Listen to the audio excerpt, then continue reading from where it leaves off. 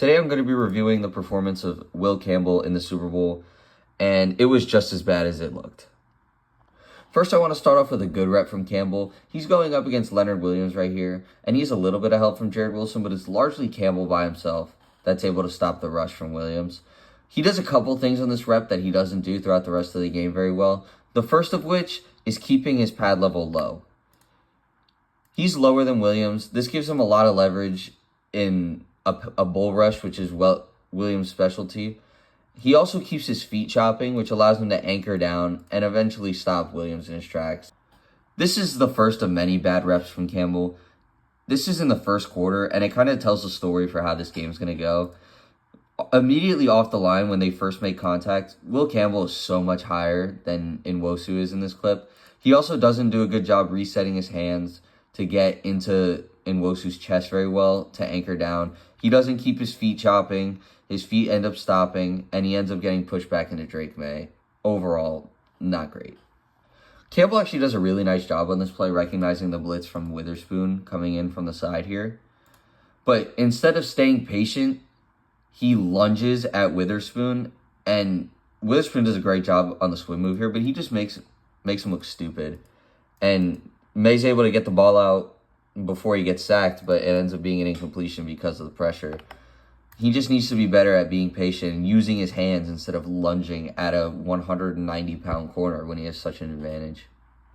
This play didn't end up counting because Campbell false started, but I think it's a very good showing as to why he was so unsuccessful in this game.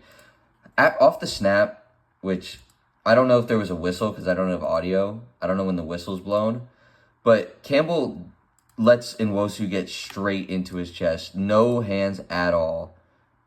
And his feet are even with his shoulders, not behind him, so he's not able to push back against Nwosu at all.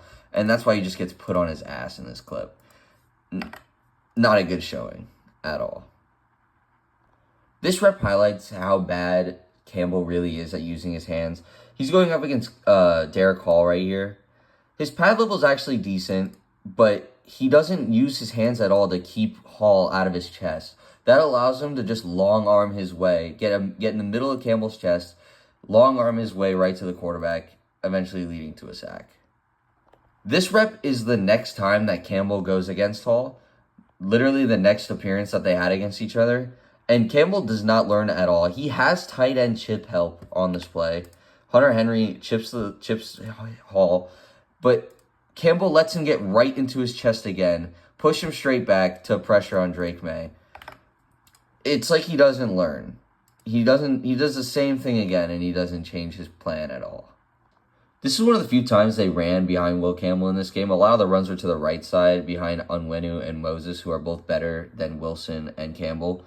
And this just shows why they made the right decision to not run behind him very often. He's going up against DeMarcus Lawrence. He allows Lawrence to get right in his chest. He doesn't move his feet. His feet stop, so he's not able to get any push. Lawrence is just able to sit in the gap and make the tackle. He's got to be better at keeping his feet moving so he doesn't lose his momentum, and is able to use his strength and his athleticism to be able to push people out of the way. According to Next Gen Stats, Will Campbell had 14 pressures allowed in this game, the most of any player during this season.